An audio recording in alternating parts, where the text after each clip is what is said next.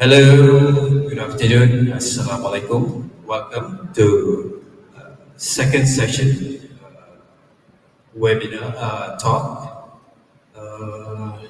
MIC Open Day, 17 April 2022. So today we have our special guest. We'll talk about the cycle of profit from passion to action, understanding self-published arts and NFTs. So welcome, Mr. George Wong. So a little bit about Mr. George Wong. He's a business strategist, techpreneur, investment advocate over the past decade.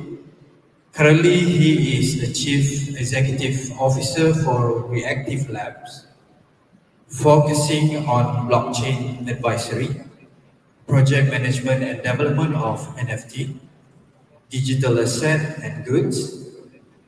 Concurrently, he is the subcommittee chairperson for NFTs and metaverses in Access Blockchain Association and the Chief Technology Officer for Finex Asia.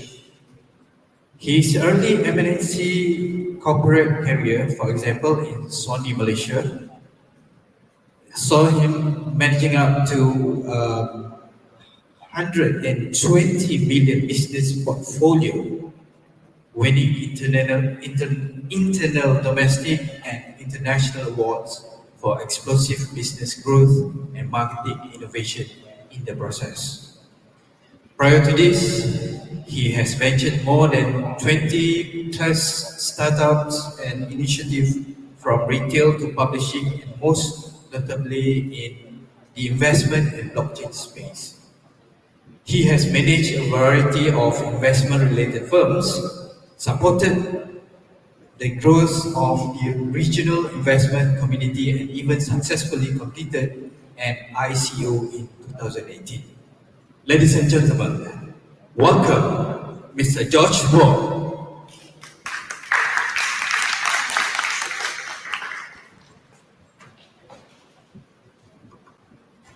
Thank you very much. Thank you very much for the introduction.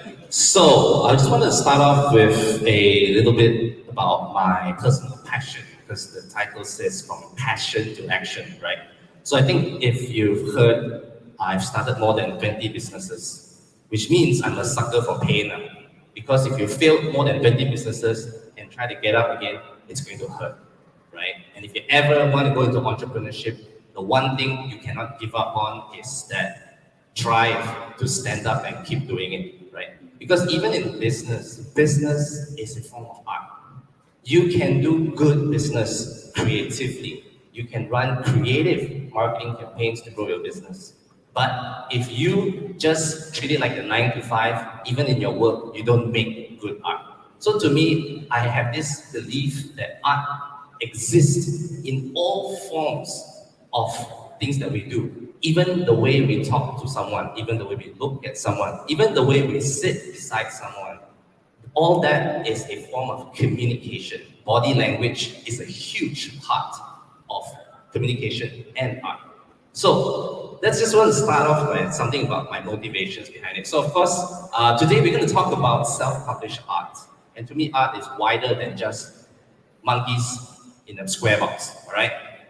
And I've got a bit of profile, but I want to share with you some of the businesses that I've actually done in the past. So I have been a full-time photographer, videographer. I've done commercial photography. I've ran studios.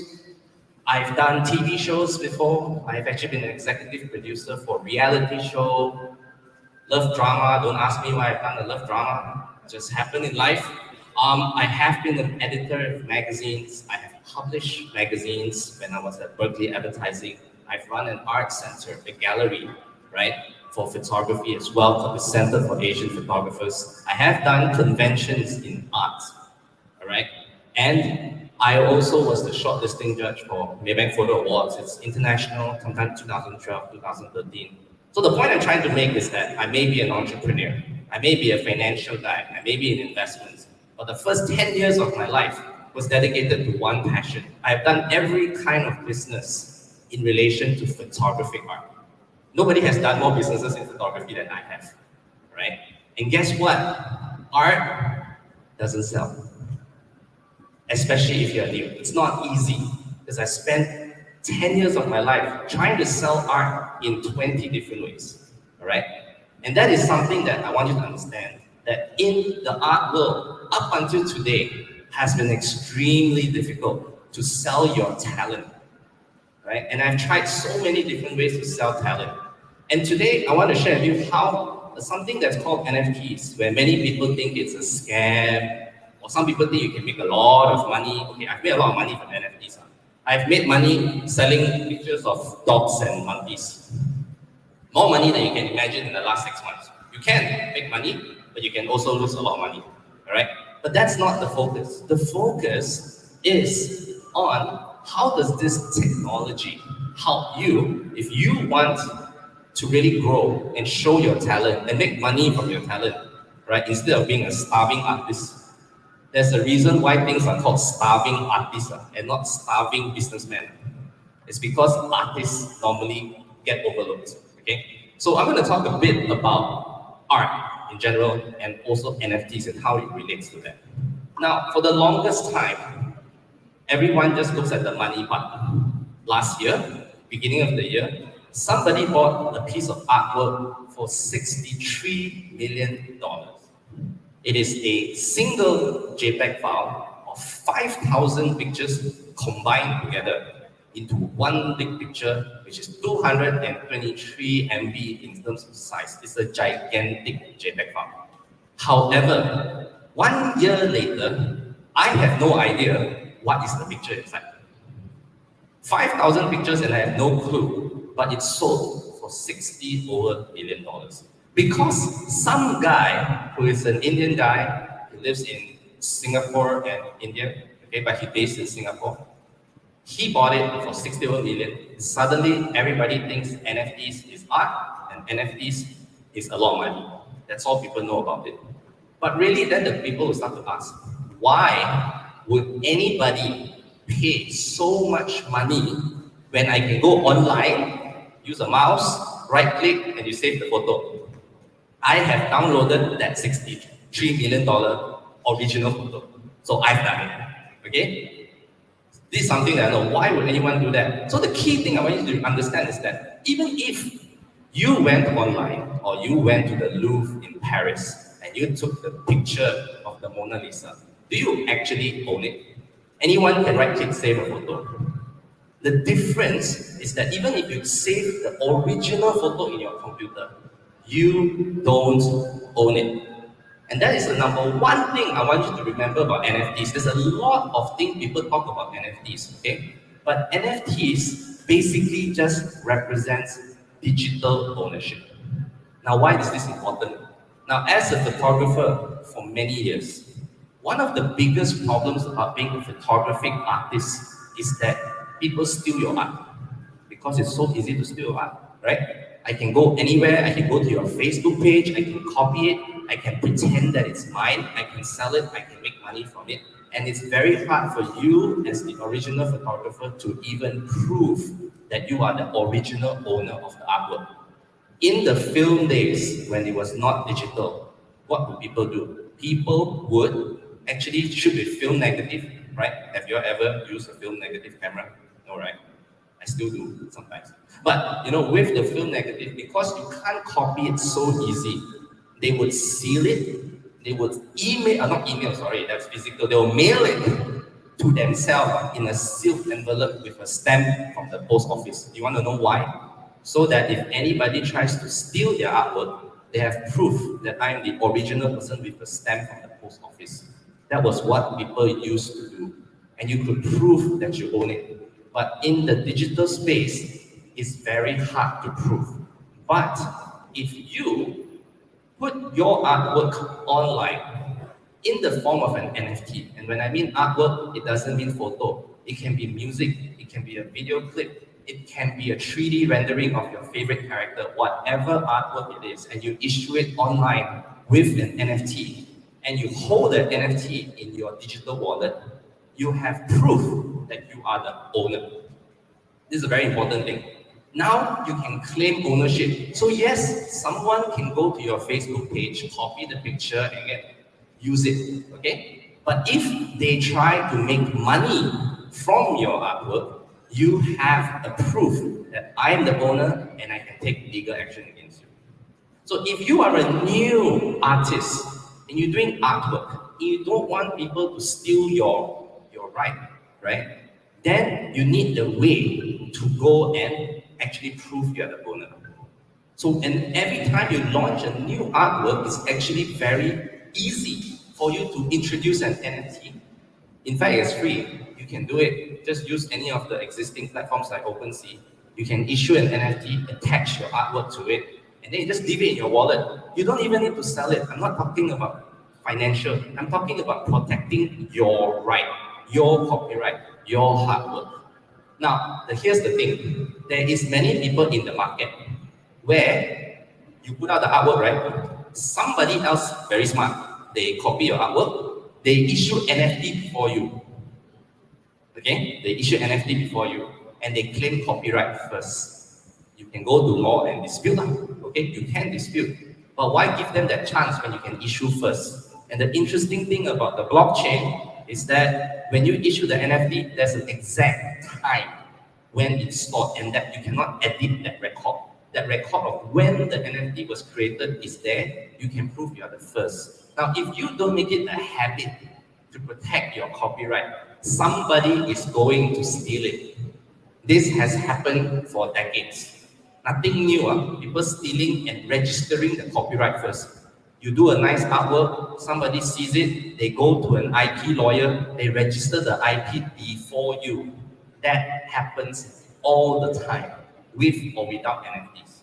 Now, of course, you may not have an IP lawyer, but now you don't need to do that. You can use an NFT to prove if you do it first. So if you are creating artwork and you make it a habit to just put up something, issue an NFT together, at minimum, you are protecting your copyright. You want to know why that's important? Maybe now you are not known, right, as an artist. But imagine 20 years later, you get really famous. Your original artwork would be worth a lot. Because why? People buy your early work. There's value in that. Buying it before you're famous. And imagine if someone stole your copyright, all that value is gone. Do not look down on your early failed artwork. There's no such thing as failure in art. Sometimes if you are that famous, that big, even your scribbles that you keep in your notebook, 20 years from now is worth something. Because that is the story of your journey into being a great artist. And I'm not talking just about paintings or photos, it can be any kind. Music, even an acting clip that you did of yourself. You realize if it's a famous person, you want these things that they have, right? So this is something that is, I think, important. So let me just go into the key point. Why would anyone buy NFT art? Okay, very simple question, right? And this is from a Malaysian artist. His name is Chun. He's a friend, so I bought his artwork to support him. Okay, and that's one of the things that I want to highlight today. This is a big controversial statement, and which is 99% of people have no idea what art is. No one. No matter how they are so power or whatever, I can tell you, actually most people don't know anything about art. They really don't. If I ask you, hey, what's art? Looks nice, right? It's what a lot of people do, right? The fact is, art is a very hard topic. That's why there are classes called art appreciation. Do you know that? There are literally classes to teach you how to appreciate art. Sounds really boring, right? But that's the fact. The fact is that it's not an easy subject. So if you are an artist and you create an artwork, your artwork don't sell. And your answer is, people don't understand good art. You're not wrong. People don't understand your brilliance. You're also not wrong. Because that's not why people buy. Okay? Like I shared just now, one of the reasons people buy art has nothing to do with your artwork. Is they want to support the person, the creator, the cause, the mission, whatever it is. They are buying our support. This is a big thing. Like I bought artwork from my friend. It's nice art, but my main reason I buy is because I want to support him. because I think he's a good artist. He works hard. He's been an artist for many, many years, and I appreciate his work. Will I make money from the art? Maybe not, but I don't care. It's because I'm there to support. Let me give you an example. Like this is Asian. It's a very successful Malaysian project. They sold it, made millions, right? One of the things that most Malaysians don't know is that we have a very huge, internationally recognized Malaysian project called Asian. Okay, and I don't make money from it. I bought it because I'm the support, because they're all about women empowerment, and I'm actually involved in many women's associations, right, to support them in technology. So I bought our support. That's the one reason. And I tell you, most people who buy the project, yeah, the artwork may be nice if you like this kind of artwork, right? And I like it. But the key is that they buy because they support women empowerment. Just as simple. And although they focus a lot on the artwork, they promote the mission when they sell. They don't say that they say the artwork is good, of course, they won't say the artwork is bad, but they sell to you that you support, buy this, you are going to help women, you're going to help the mission. That's one thing, okay? So that comes down to the next thing. Everybody loves a good story to tell, okay? When people buy art, they are buying the story of the artist. They want to tell that story. They buy a Da Vinci, okay? They put it in the wall, multi-millionaire. What is the reason he puts the Da Vinci in his living room? To show people. It's when guests come, they see the Da Vinci. I bought the Da Vinci, right? Okay. Then they tell you the story. Oh, Da Vinci did this when he was painting. Maybe he was painting naked or something in the forest, and then inspired him to draw a painting. It's a story. Some stories are fake. Some stories are real. But people are buying the story to tell their friends. You really think people are going to look at the artwork? Look at the brush stroke. So smooth. Actually, I don't even know what I'm talking about when I say that, right? And it's not interesting. So people sell the story of Da Vinci. Another story that's very interesting, the Mona Lisa. If you ever cared about classical artwork like I do, the Mona Lisa, one of the story is that whatever angle you stand, she's looking at you. It's a story. I have no idea if it's real. So I went to the Louvre in Paris once, and they actually have at the Mona Lisa, they have that cordon. It's also in a half circle, so that you can stand and see whether she's looking at you. My answer is no lah. Believe somehow it looks like she's looking at you lah. You don't believe, like me, she's not looking at you lah. But it doesn't matter. People buy the story. People say, wow, the Mona Lisa, you look from any angle, you can see she's looking at you. But if you look at a computer, it doesn't look like she's looking at you. Again, it's story. So what I'm trying to say is that a lot of artists forget that your life story, the story that is attached to your artwork, that is what people sell. That is what people buy. That's why some people buy something, sometimes the artwork you don't understand. You feel like, wow, like that also can sell for 50 million or something like that. But that sells because of the story behind it. Okay, so this is a big thing. Give you a different example. I show back this slide. Fanta bag. Okay, this is, by the way, every NFT I show is actually NFT I own, so I pay my own money. Okay, this one I bought very expensive. I bought 20K. Today worth 5K. At the top, it worth 100K. Okay, why do people buy this for 100,000 ringgit at one point? It doesn't do anything. It doesn't sing. I wish it sing. Okay, but it doesn't sing. You want to know why people bought this? Because of one guy, Jay Chou. Zhou Jialun, if anyone speaks Chinese. Jay Chou, right? The Chinese singer. Okay? Because this NFT was launched by his fashion label. So everyone bought. I also blah go and buy. Because Jay Chou NFT, buy. I didn't know it was nice or not, but since it's Jay Chou, I make sure he have a mic up. That's about it. Okay? And I spent a lot of money. And guess what? That's why so many people bought it, because of their favorite celebrity. Because it was created by their favorite celebrity. Because they like Jay Chou. Then they force themselves to like the design.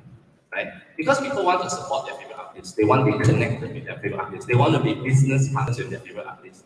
Because this is part of their label. So people buy to support people that they really like. This is also a big thing. That's why if it's celebrities, influencers, whoever it is, they launch an NFT, it may look like crap, but they will buy it. Okay? Now, I'm not saying this looks like crap, so any Panda Bear owners watching online, please don't kill me. But I mean, I kind of like it, but is it worth the money? My answer is no lah. But people still buy it, and I don't have any desire to sell it because support the artist. You see my point? So this is a very, very big reason. Okay. So, and this one, the story one, I have to say, it's the one thing that artists are very bad at. Asians are very bad at this. So please, everyone here in the room, you know, I know one thing between the Westerners and the Asians. Westerners will always sell themselves up. Asians always sell ourselves down. I go everywhere in the world, and every time I meet, the Westerners will sell their one success like it's a million. Asians will have a million success, but say, no lah, small business only. No lah, not very popular only. It's our culture. We don't know how to sell ourselves and our story. Like I showed this is actually a WhatsApp sticker. My friend made into an NFT. She's also a local artist. She's a very good storyteller. She's a good artist, but she's a very good storyteller. She tells about her journey. She's got her own NFT project, talks about her journey in Europe, you know, when she had no money. And in order to survive in Europe, on the streets of Europe, she drew art to make money. And she talks about her life struggle. And you hear the story, and then the artwork becomes more precious because the story is powerful. And artists, and I'm not talking even just about you have to be creative artists, any kind of artist, even a 3D game designer artist, which I'm big into games. Okay, I love games.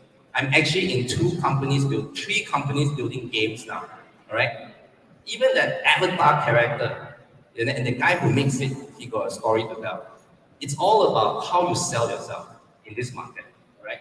So the other one is this: why people buy all this kind of profile photo NFT is because they feel the picture represents them. That's why they buy. This is one of my favorite NFT because I like to eat ramen a lot. I really like to eat ramen a lot. The only reason why I spent 1,200 ringgit on this thing was because I like ramen. And I bought two just in case I had to sell one. Okay?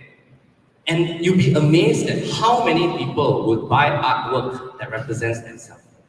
It's actually quite amazing. This is the digital world that's different. They use this to replace their profile photo on Twitter, on Facebook, on TikTok.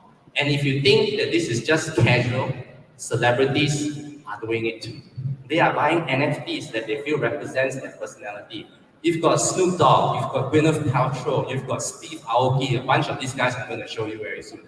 All of them are spending millions, okay, just to have a profile photo art that they feel represents them as a person. And that's why people buy this. It's quite a big market, right?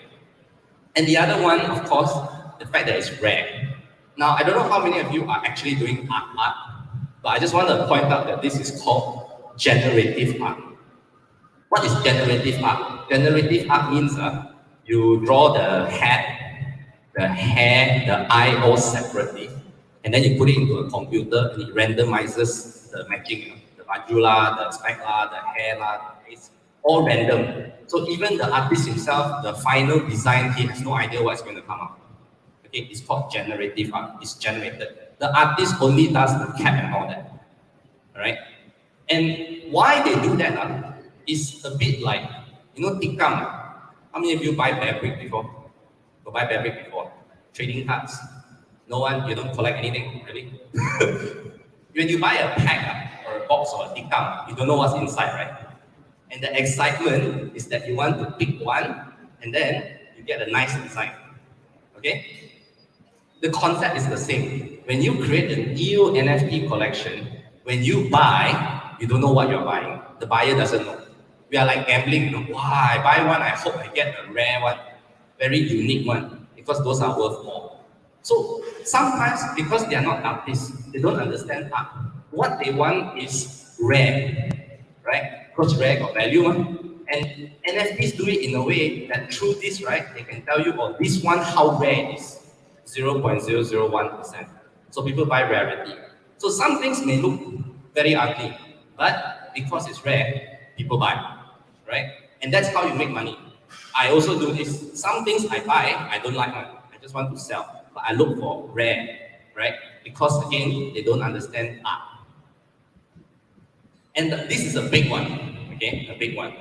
One of the main reasons why you see $1 million celebrities buying NFTs is because people want to flex how rich they are. It's like, if I can afford to buy $1 million picture of a monkey, right, I should be pretty richer. Because these people who are paying $1 million for an NFT, right, don't buy it because the NFT does anything. This monkey doesn't do anything. Okay? It's just my social media profile picture for Twitter. This is my professor persona. Okay? The ramen one is my foodie persona. My point is that besides that, it does absolutely nothing. Yes, there is some utility, maybe the membership give you access to certain things, but the key point is that people are not buying it because of anything else. They're buying it because they want to show their wealth, show their social status. They want to be in the same group of people who are very rich. For example, this design is inspired by a collection called Bored Ape Yacht Club. Okay, it is the most valuable NFT collection in the market. How valuable? The cheapest one is worth more than R1 million. Okay, cheapest one. I got friends who got a few. I unfortunately don't have any. Okay, but point is, it's very expensive. Now, why are these pictures of monkeys so valuable today? Because these people own one. If you know them, Gwyneth Paltrow, Timberland, Jimmy Fallon, right, Paris Hilton, Justin Bieber, Steve Aoki, etc. All these people plus more are buying those apes because it is a digital social status. Timberland is even making a new digital artist made of 4 monkeys. Nobody knows who the singers are, but the singers on the music video is based on the apes. 4 of them like gorillas. I don't know if you guys know gorillas. It's similar to gorillas. Okay, he made a whole studio around the apes as well. It's a big deal. And why people buy? Because they want to be in the same group as them, right? If you own this, you are in the same group as them. So people buy for them. Another example, more real world. Have you ever heard of a painting that sold for 20 over million, right? But the painting is just one line. That's it. Have you heard that? 20 over million sold to a Russian billionaire, and the whole painting is just blank. One color, I forgot it was orange, and then one black line in the middle. 20 over million. I can do that artwork with my feet. Okay? And yet, it's sold for 20 over million. Why? Some people say money laundering. Okay? But also it's because everybody knows that a Russian billionaire bought a painting of one line for 20 over million dollars. What does it say? He's very rich to spend that kind of money. People are unaware how important flexing their wealth is to rich people. It's a huge market, right? And that's why some art sells. Some artists professionally sells to only rich people, ridiculous prices, not because artwork good, but because rich people will pay a lot of money for it and they can flex their wealth. That's it. Okay, so this is something that nobody likes to admit in the market, but it's a real thing. Okay, and when you are part of the kind of group that, like with the Bored Ape, you're connected with all these celebrities, right? You will start to even be so proud that you will wear merchandise based on the brand. This is another collection, Got the Cat Gang. Got the Cat Gang is also a blue chip NFT. And they are now so big that they are partnering with Puma, and they are actually going to sponsor an NBA club, right? NFTs have gone very mainstream in the West. It's Asia playing catch up, to be honest. So this is just some commercial things to talk about. Let me go next. Okay, there you go. So now, of course, with many artwork, expecting people to buy your art is not easy. I mean, I talked about the $1 million stuff, right? If it's so easy, I would have done one by now. Okay, but the fact is that it's not so easy. So the market has moved to creating NFTs with certain functions. Now, this is important. If you are going to look into building your own NFT project and use it as a way to promote your art, there are a lot of different ways that you can use NFT because of the technology, right? One of the things is to make it like a membership. Like this is Steve Aoki's NFT. So it's a membership. Whenever he's got parties, you can go and visit him as well. It's not really art, but that's how the NFTs are used. Okay. There is also different kind of membership projects. Like there's one artist in Bali who, if you buy the artwork from him, you can go to Bali and be part of his gallery as a club member kind of thing. So so not only do you now own the artwork, you can also give more value so that people will buy your artwork. That's called utility value. Another example is royalties. In many cases, one of the beauty of selling your artwork as an NFT, right, is that if you issue an artwork and you sold it to, let's say you, my friend, okay, then you make money, sold it to him, and then he sells it to another guy. Every time it gets sold, I still make a percentage automatically. I don't need to chase for commission. So even though you have sold off your artwork, but every time it gets sold, you still will make money. In the past, if you sold through a gallery, your artwork sold one time, second, third, fourth time, you get nothing, right? You just see the price go up, but you don't get. But as the price of the artwork goes up, if you sell this as an NFT, every future sales, you can also get commission. So this is something that is interesting if you are using this technology. And if you want, you can even share the royalties with your customers. Whenever you make royalties from the sales from your collection, but you hold my artwork, you support me, right? I give you back a bit. They can do that also. So all this is possible because of the creation of NFTs, which you couldn't do last time, right? Collectibles, staking, voting is big topics. I won't go into that, but generally, just want you to understand that NFT is not just about art, not just about expensive art, but it's also about how to give yourself more rewards in the long term financially, if you want to survive as an independent artist, right? Now I'm running a bit short of time because I've got a lot more content, so let me jump. Now, I'm going to jump sideways a little bit and talk about metaverses. I don't know if you've heard about this, but this is something that I think in the next 5 years, it will take over your life without realizing it. It's already big now. Now, what is a metaverse? Okay, have you watched Ready Player One? Anyone? The movie? Yes, you watch Ready Player One? This is Ready Player One. Okay, if you've never watched the movie or you don't like science fiction, watch it because the future is scary. Okay, and the reason why I say this, if you are starting out in your lives, one of the very important statistics in the world is that our standard of living is the price to sustain yourself is going higher and higher, right? Every generation, our houses get smaller. I don't know if you realize. Okay, our grandparents' generation, houses were big, 20 children. You come down one generation, houses shrink a bit, 5 children. You come down to our generation, maybe 2 kids, both parents have to work. Cannot be last all those previous, only the fathers work, right? Every generation gets poorer. Okay? Your houses get smaller, it's tougher to survive, and in this world, what they are saying is that many years in the future, cost of living is so high that you live in literally a square box. That's all you can afford. In fact, it's not that surprising. If you look at the current trajectory, it is like that. Okay? Everyone's houses get smaller. So what does this mean? It means that your physical space gets smaller.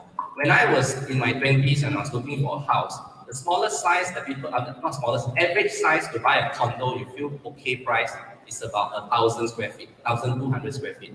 Today, I went around the market, right? The average size for a condo is 800 square feet. In 10 years, the size that is considered a fair price to pay for a house is down by 30%. Size-wise, for the same one. You understand what I mean? If this continues another 10 years, standard house is going to be 600 square feet. And it continues another 10 years, the standard house is going to be 500 square feet.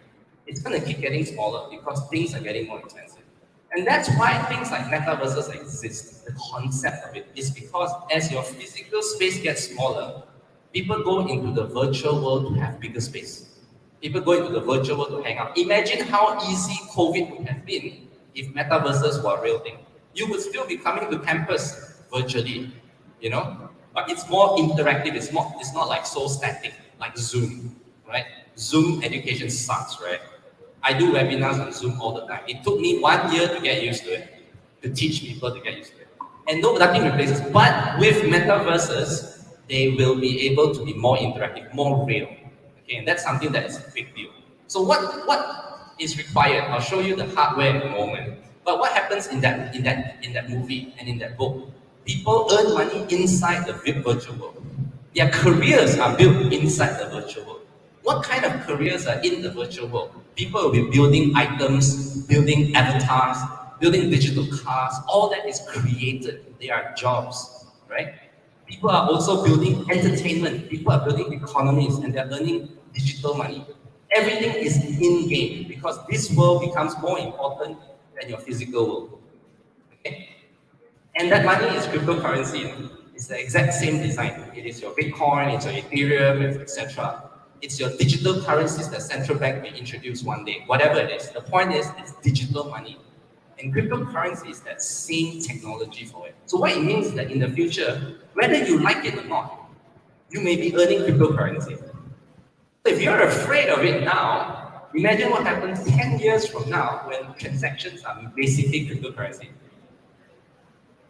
When they talk about central bank digital currency, CBDC, they're actually talking about cryptocurrency. It's just that issued by the government of a central bank of a country. So, which means that one day you will earn this kind of money.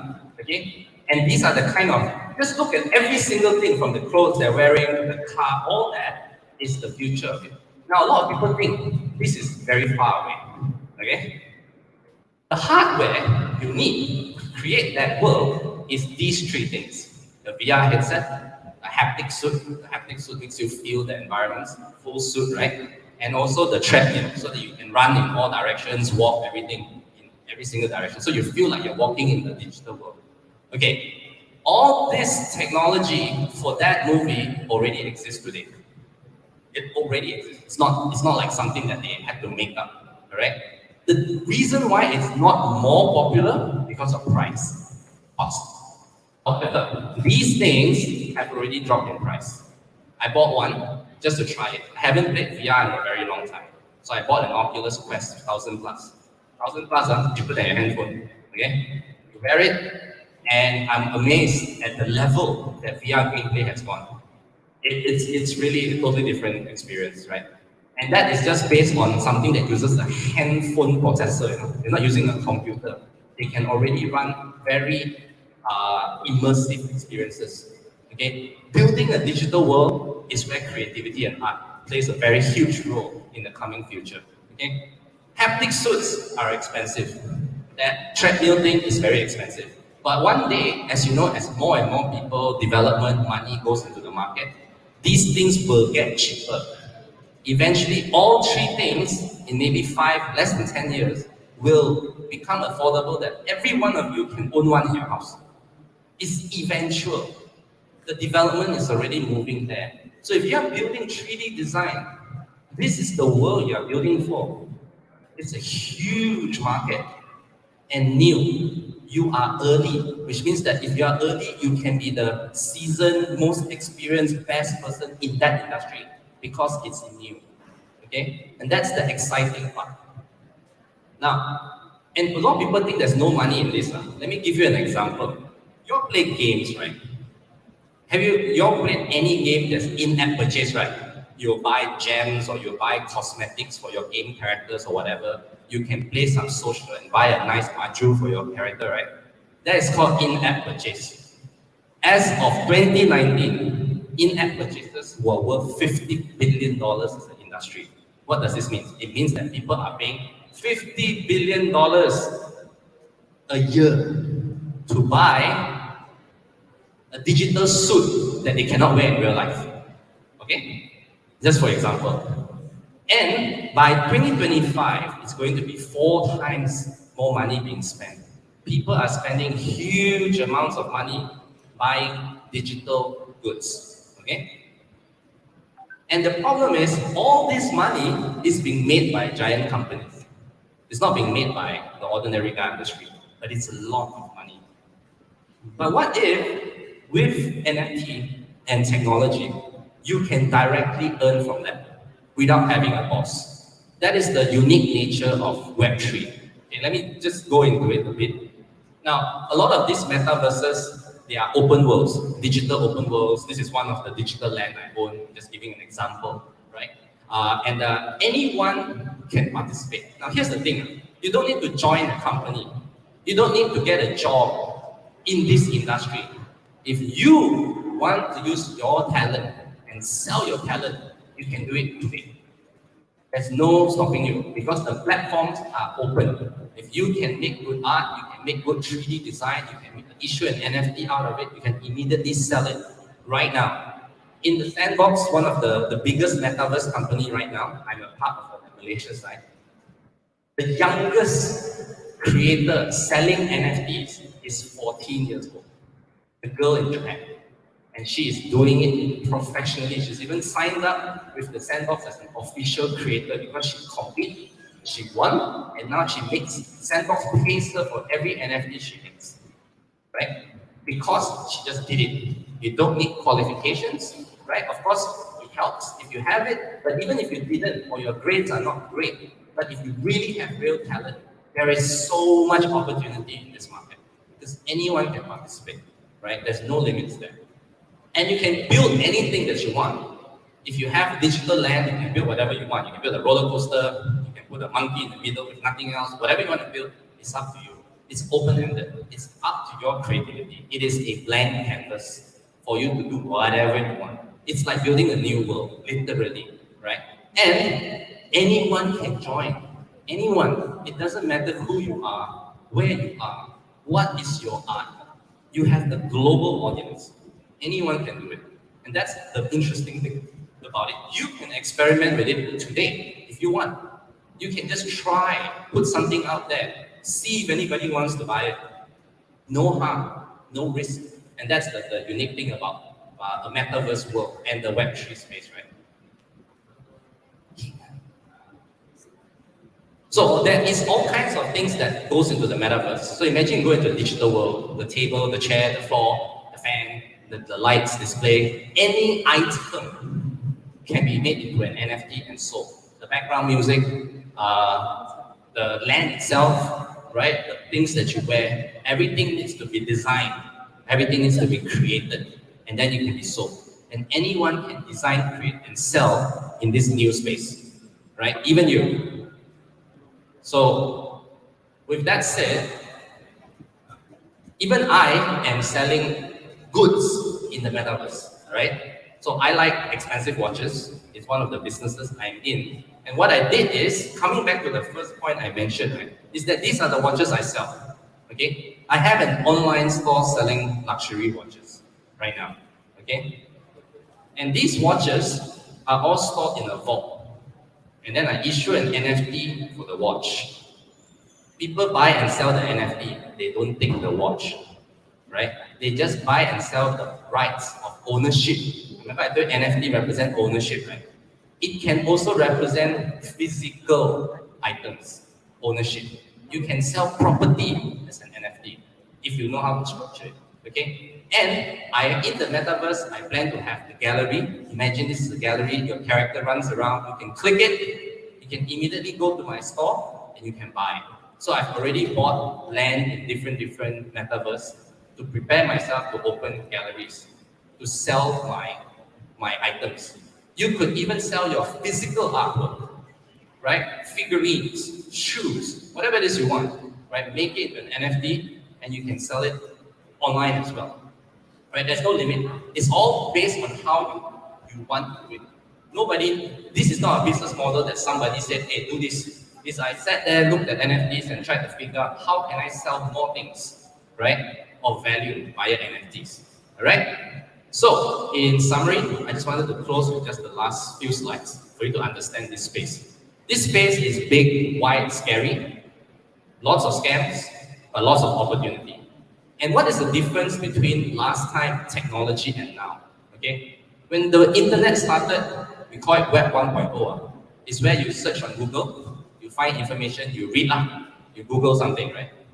Web 2.0 is different, where you go online, you go social media, you watch YouTube, you can watch something, you can search something, but you can also feedback, you can interact, okay? You can give comment, you can troll people, whatever it is you do, right? But There's two-way communication, but all the content is actually controlled by one company. To give you some example, I don't know if you still use Facebook, but for those of you who use Facebook, do you know that in the T&C, Facebook legally owns all the pictures you put on your Facebook page? It was big news last time, a lot of people forgot. Until today, Facebook legally can use all your images you put on your Facebook, no matter how scary, weird, slutty, whatever extreme, for marketing purposes. And you can't sue them as long as you're using Facebook. So it's all controlled by one company, and you are giving up your rights without realizing it. This includes whatever is hidden, not shown to public. Okay, it's not just about it's whatever you upload onto the platform. Okay, we don't care because we just want to use the social media. But just know that if they choose to do a marketing campaign and your face appears, there's nothing you can do to claim anything from them. So that's Web 2.0. It's all controlled by some giant company, right? And in order for you to make money, sometimes you need to ask that permission. Let's give you a more artistic example. If you're a photographer, you want to make money, from there, you will put it into an image bank, stock image bank. The image bank controls. Why? Because they know they got the customers. They got the customers. They control. So you have no choice. So if the prices get very cheap or whatever, you still got to go and follow and down price. You reduce your value because it's all controlled by one giant corporation. Okay. However, when you go into Web3 space, the unique thing is the companies are not owned by anyone, right? You don't have to ask anyone's permission to participate. So let's say I was telling you about art, right? So let's say I do an NFT art and I want to sell. I go to a platform like OpenSea. I just open an account. I don't even need to put my name. I just need to connect my digital wallet, which nobody knows who's the owner. Okay? I can already start to create. I don't need to go through a registration process. I can open a page, I can issue an NFT, I can put my artwork, and your name can be Bobo, and nobody knows who you are, and it doesn't matter. All right? It's what we mean by no intermediaries. There's really, not to say that there are no middlemen, but the role of the middleman is very different. A gallery is the middleman. A store is the middleman. They help you to sell your product, right? All those are middlemen, and middleman comes at a cost. With these kind of platforms, you don't need to worry about middlemen. You can go to the biggest platform for NFTs like OpenSea or Malaysia as Pentas, right? You go there, you open an account, you put your artwork, you start selling. It's even easier than doing selling things on than compared to, let's say, Lazada. You still have to go through an application process to get certain status or whatever. So that's the thing. So two key things I want you to understand when it comes to this new industry, that all your skill set, whether it is in the business space, the art space, whatever it is you're good at, you can apply in this new industry, which is the fastest growing industry in technology. Okay? Big, which is, number one, there's no intermediaries. Everything is cheaper and faster. Want to sell your artwork online? Never been cheaper and faster than this. Okay? It's actually true, just a lot of people don't realize. Just that you need to make effort to market. The other thing is that it's decentralized. What it means? There's no central control. You decide, okay, how you want to go about selling your work. No bosses, no company to go and say whether I can sell or not. Don't need any of that. And you decide how much you deserve to be paid for your artwork. It's not some company say your artwork is worth this much, you only can charge this much. You decide on the rewards that you want to pay yourself. So that's the new world. You don't need an employment contract to be part of Web3. One thing I want to highlight is that I just shared, I'm in at least 6 different companies. And I'm either their advisor or their management. Not in one company, I'm in 6 companies and I have no employment contract. Okay? Because they are not normal companies, they are tech companies online. Everything is paid. And you know how many hours of time I spend for 6 companies in a month? Less than 1 week. Okay? Because I have talent. Alright? I've worked 20 years to achieve that result. Alright? And every one of those jobs pays a full-time salary. But of course, I use it to pay my staff. Okay, I don't keep all the money to myself. But the point I'm trying to make is that this new space is not about having one good job. It's about taking your talent and selling it across 10 different companies and earning money from it. It's not about exchanging your time for money. It's about exchanging your talent for money. And this is a market that appreciates it. That's why a 14-year-old can be an NFT creator and make money. That's why I know Minecraft coders and designers who are 12 making money. Okay, that is also why that there are many people who are now, even if it's not their main income, it's your side income. You can do it however you want. All right. So with that, I hope that it has opened your mind a little bit. I know it's a big topic. This is an introduction. But if you have any questions, I am contactable, especially on Twitter. I talk a lot of nonsense on Twitter. Feel free to follow me on Twitter. You may think Twitter is dead. It's true. But in NFT world, Twitter is the most important, followed by Discord. So if you're on Discord, I'm also on Discord, okay? Every freaking day. So if you're a gamer, I'm always there. But if you have any questions, my LinkedIn, you can see I have done about 50 jobs in my life or more. I just never list everything out. My email, that is my number, please don't spam me. Or if you want to add me on Twitter, you can ask me any questions. And yeah, if you have time, if you want Q&A, I can do that as well. Thank you very much. Woo! Awesome. That is awesome. Thank you, Mr. Josh Wong, for the inspiring topic about NFT just now. And yeah, now we actually know more about NFT marketplace. Okay, and we hope the audience, we hope in the future more talks or workshop, right, by Mr. Josh Wong. We can invite him in MAIC, even in our class, inshallah, in the future, right? So, to online viewers, please don't forget to share our videos online, and we will be back next open day, next month, with more hot and interesting topics. So, we'll see you guys next month, inshallah. Bye bye.